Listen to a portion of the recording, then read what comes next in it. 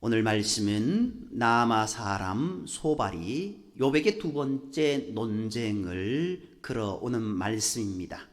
그는 욥이 자기의 말에 동조하지 않자 참지 못하고 혈기를 부리며 욥을 공격하는 겁니다. 소발과 같은 사람은 상대방의 말이 끝나기까지 그 뜻을 따져서 그가 잘못 생각했다는 말을 들어야만 직성이 풀리는 사람입니다. 상대가 자기와 다른 말을 하는 것을 조금도 참지 못하여서 상대가 말하는 즉시 반응한 자입니다. 2절 말씀을 보면은요, 어떻게 이야기하고 있습니까? 그러므로 내 초조한 마음이 나로 하여금 대답하게 하나니 이는 내 중심이 조급함이니라 라고 말씀하고 있습니다. 내 초조한 마음이 나로 대답하게 한다, 이렇게 이야기하고 있습니다. 이 말 속에는요, 네가 감히 내 말에 토를 달아 말대답을 하다니 라는 그런 뜻이 담겨 있습니다. 소발은 즉시 욥을 강력하게 몰아붙여서 욥의 말을 다물게 하려 하고 있는 겁니다. 어찌 보면 소발은 욥의 생각이 합당한지의 여부는 처음부터 관심이 없었을 것인지도 모릅니다.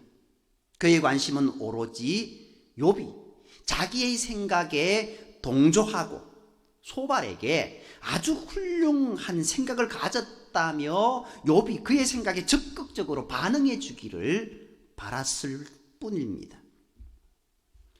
오늘날 많은 사람들이 소발처럼 자기와 다른 생각을 가진 사람들을 참지 못합니다. 그래서 별것 아닌 것으로 싸움과 다툼이 일어납니다. 우리가 흔히 이야기할 때 어떻게 이야기합니까? 목소리 큰 사람이 이긴다고. 목소리 큰 사람이 이긴다고. 어찌 보면 이 모습 가운데 이 소발이 목소리를 더 높이면서 욥을 이기려고 하고 있는 겁니다. 그 말이 옳고 그름에 대한 것들은 따지지 않습니다. 네가 무조건 잘못했다라는 겁니다. 왜요? 내 말하고 내 생각하고 다르기 때문에. 소발은요, 그것이 조금 지나쳐서 자기와 다른 생각을 가진 사람들을 모두 흉악한 악인으로 몰아가는 것이 좀 더 지나친 모습이에요. 그 소발의 행동입니다. 자기와 다른 생각을 가진 자는 곧 자기의 원수이고 자기의 적대자라고 몰아가고 있는 겁니다. 오늘날 많은 사람들이 자기와 다른 생각을 가진 사람들에게 적대감을 갖고 있습니다. 무조건 척결해야 할 대상, 무조건 죽일 놈, 이렇게 하면서 우리가 정말 극과 극을 달리고 있는 요즘의 시대를 살아가고 있지 않습니까? 지금의 국회를 보면은 더 그런 것 같습니다. 국회의 정치라고 이야기하지 않습니까? 그런데 정치가 실종되었다라고 이야기합니다.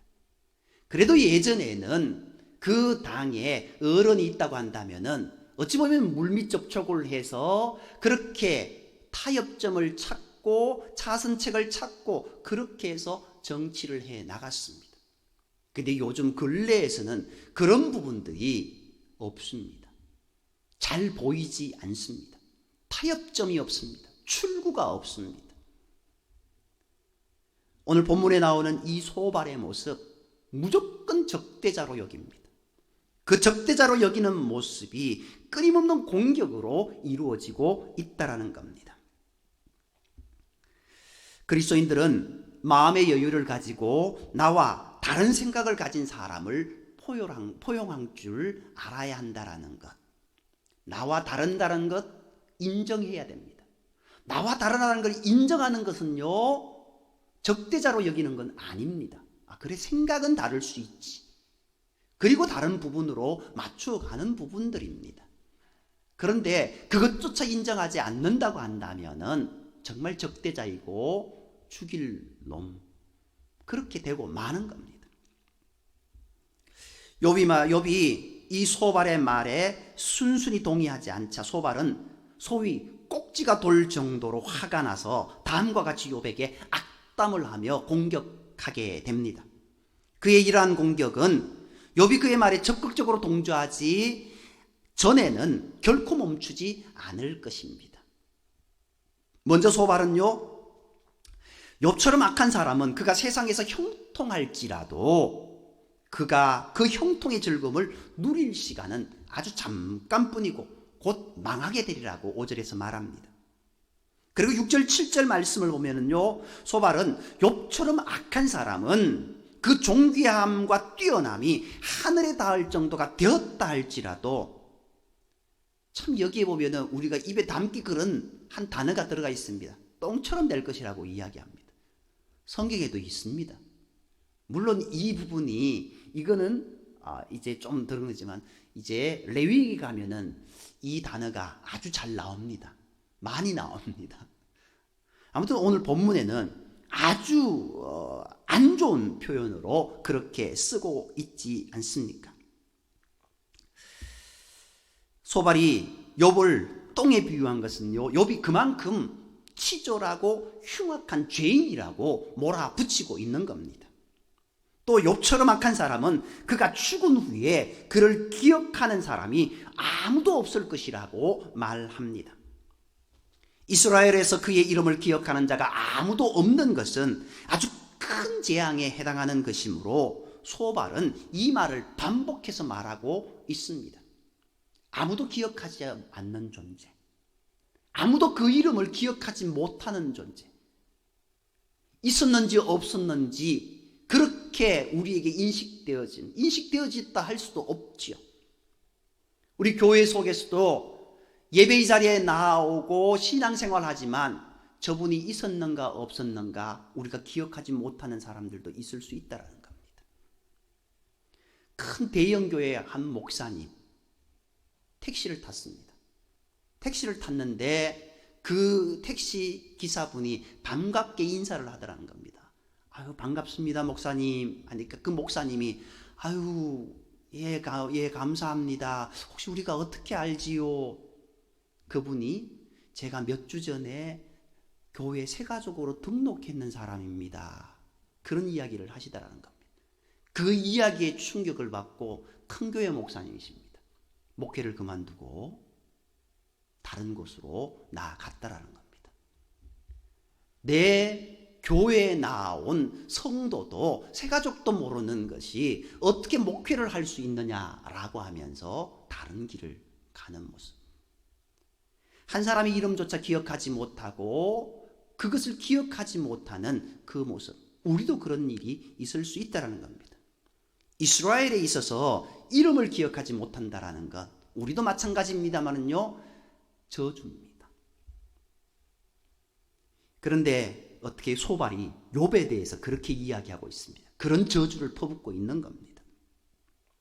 또 욥처럼 악한 사람은 그의 자녀들이 가난한 자들에게 구걸을 해야 할 정도로 처참하게 망할 것이라고 말합니다.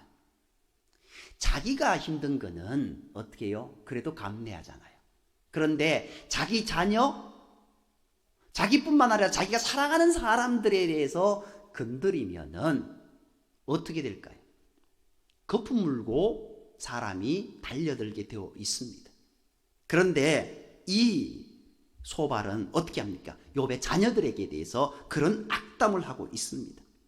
그들이 너무나도 배가 고파서 가난한 자들의 것을 빼앗았을지라도 그가 가난한 자들에게 그것을 도로 빼앗겨서 배고파 견디지 못하는 참담한 삶을 살게 될 것이라고.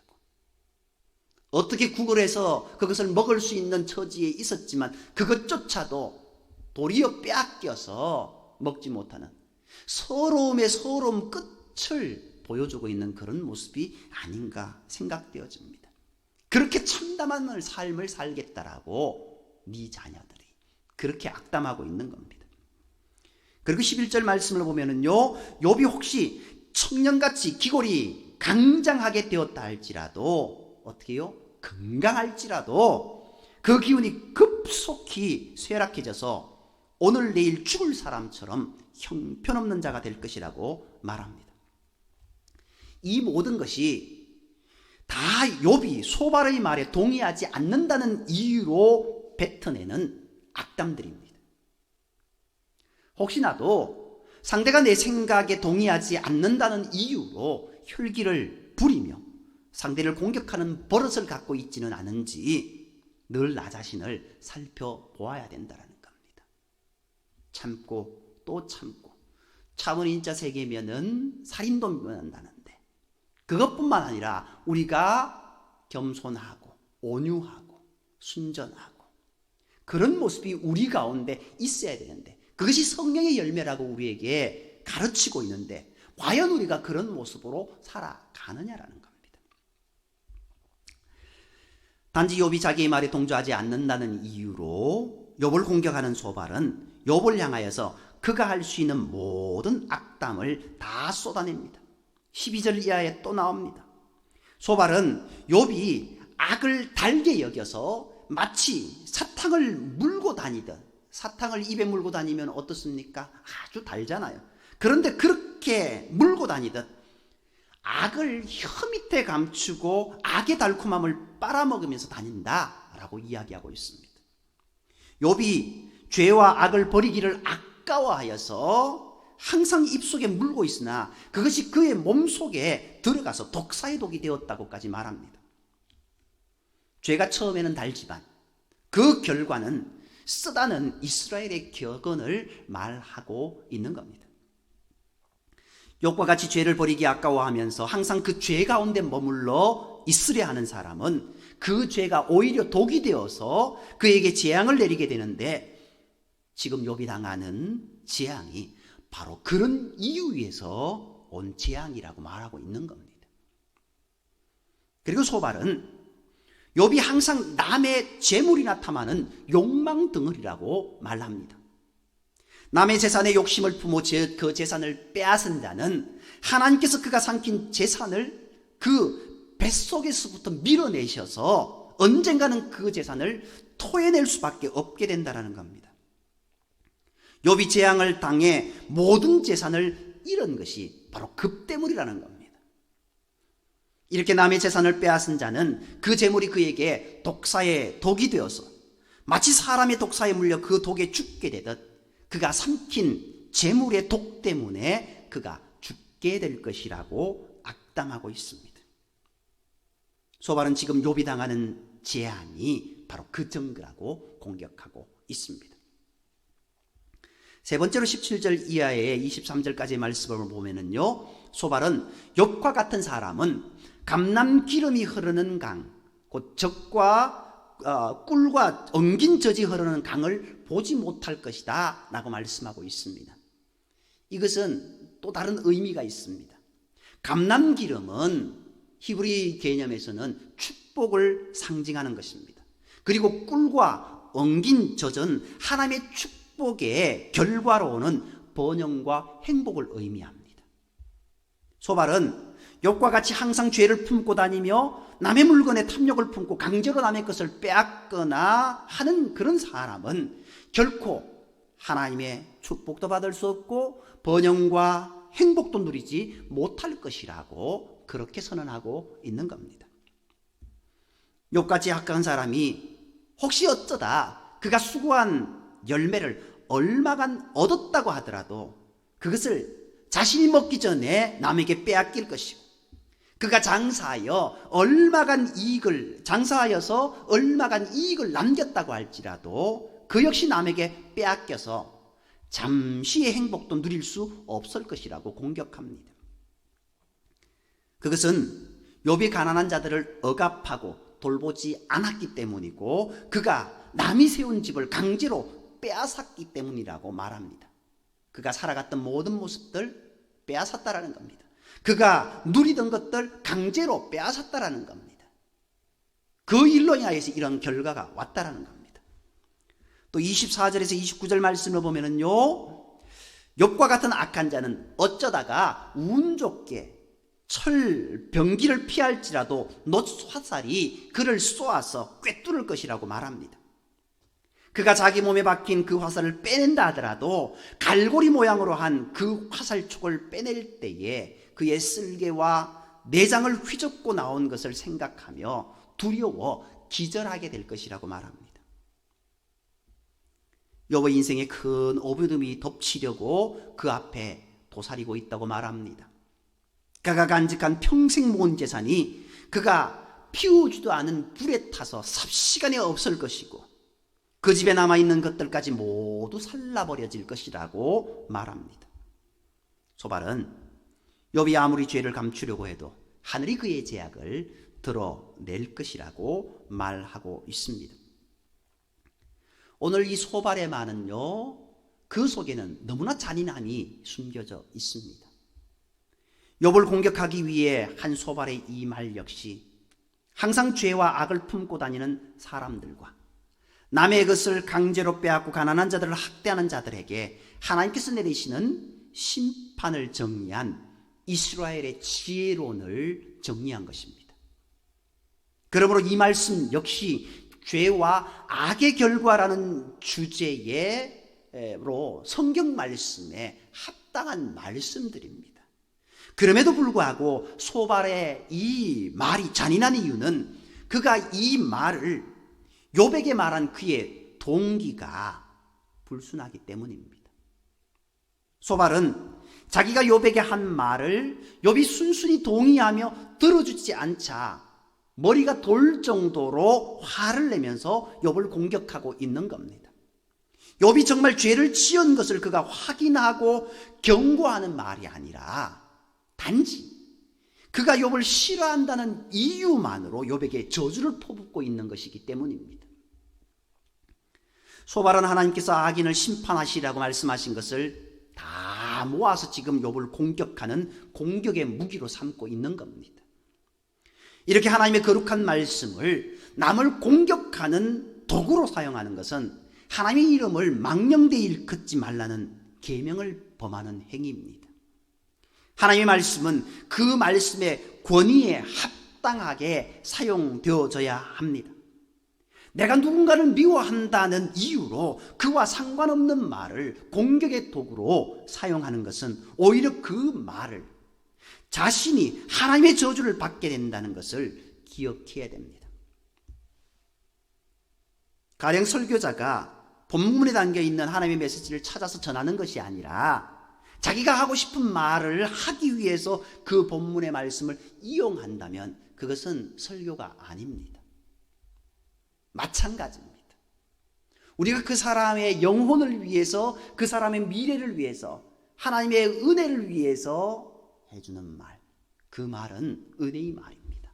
그런데 네 잘됐다, 네한테 나타났는 그 일, 이 말씀하고 똑같지 않냐고 이렇게 하는 것은 다른 문제라는 겁니다. 우리는 늘 내가 뱉은 저주의 말이 다시 내게로 돌아온다는 것을 명심해야 됩니다. 소발은 하나님이 진노하시는 날에 집의 모든 재산이 홍수에 쓸려가듯 모두 다 쓸려갈 것이라고 말하고, 이것이 바로 하나님께서 욥에게 정하신 분기시고 유업이라고 말합니다.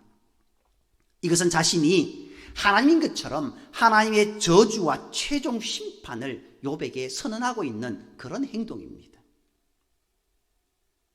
그러나 하나님께서 허락하지 않는 저주를 누가 함부로 사람에게 선언할 수 있을까요? 내가 누군가에게 하나님의 허락도 받지 않고 저주를 선언하면 그 저주가 그 사람에게 임하기라도 할까요? 결코 그렇지 않습니다. 저주는 하나님의 뜻대로만 임한다라는 겁니다. 그러므로 소발이 하나님의 말씀을 도구로 하여서 욥을 공격했다고 할지라도 그가 한 저주가 욥에게 적용되는 것 결코 아닙니다.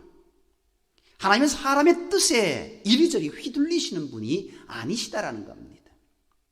가령 어떤 권력자가 말씀을 변조하여서 백성들을 협박하고 공격했다고 할지라도 하나님께서 그 권력자의 말대로 세상을 이끄시지 않습니다. 하나님은 오직 하나님의 뜻대로 세상을 이끌어 가시는 분이시다라는 겁니다. 도리어 하나님의 말씀을 자신의 사적인 용도로 함부로 사용한 그 사람이 그가 말한 그 저주를 받게 된다라는 것을 기억해야 됩니다. 그러므로 함부로 남을 저주하지 말아야 됩니다. 함부로 남을 비방하거나 비난하거나 헐뜯지 말아야 됩니다. 함부로 남의 이야기 뒷담하지 말아야 됩니다. 함부로 의심하지도 말아야 됩니다. 하나님께서는 이런 자들을 아주 싫어하신다라는 겁니다. 오늘 소발의 모습은요, 그것을 깨닫지 못하고 자신의 분에 못 이겨서, 자신의 감정에 못 이겨서 자신이 알고 있는 모든 악인들에게 쏟아부어 부었던 저주의 말들을 다 덜추어내어서 그것을 욥에게 쏟아버리고 있는 겁니다. 오늘 우리도 감정이 격해지면은 그럴 때가 있습니다. 그때 우리가 눈을 감아야 됩니다. 그때 입을 닫아야 됩니다. 그때 무릎 꿇어야 됩니다. 그리고 하나님께 내 마음을 주님께서 주장해 달라고, 내 입술을 주님께서 인도해 달라고 기도해야 됩니다. 우리의 입술이, 우리의 마음이, 우리의 행동이 내 기분에, 내 마음에, 내 생각에 가는 것이 아니라 과연 하나님이라면, 예수님이라면 어떻게 행동하실까? 어떻게 말씀하실까? 그것을 우리가 기억해야 된다는 겁니다. 내가 나를 사랑하면 과연 이런 일을 할까? 그것보다 더한 모습으로 과연 하나님이 나를 사랑하시는데 내게 이런 일들을 하실까? 그런 모습들, 그런 것들을 생각한다면은 결코 하지 못할 일들이 우리의 일상 속에 너무나 많다라는 겁니다. 우리가 이것을 기억하면서 혈기 부리지 말고, 다투지 말고, 포용하고, 겸손히 서로 섬기며 사랑하며 믿음으로 나아가는 저와 여러분이 되기를 간절히 소망합니다. 기도드리겠습니다. 사랑과 은혜의 하나님, 오늘 우리가 이 세상을 살아가면서 나도 모르게 성내고, 나도 모르게 시기하고, 나도 모르게 질투하고, 분에 못 이겨서 그렇게 내뱉고 저주하는 그런 모습들이 우리 가운데 얼마나 많습니까? 하나님, 우리의 마음을 주님께서 주장하여 주시고, 우리의 입술을 주님께서 인도하여 주시고, 우리의 모든 행동을 주님께서 막아주셔서 그리스도인다운 삶을, 그리스도인다운 말을, 은혜의 말을 할 수 있는, 은혜의 행동을 할 수 있는 우리의 삶이 되게 인도하여 주옵소서. 모든 말씀을 사랑하시는 예수님의 이름으로 감사하며 기도드립니다. 아멘. 말씀을 기억하면서요, 391장 찬양 드리겠습니다.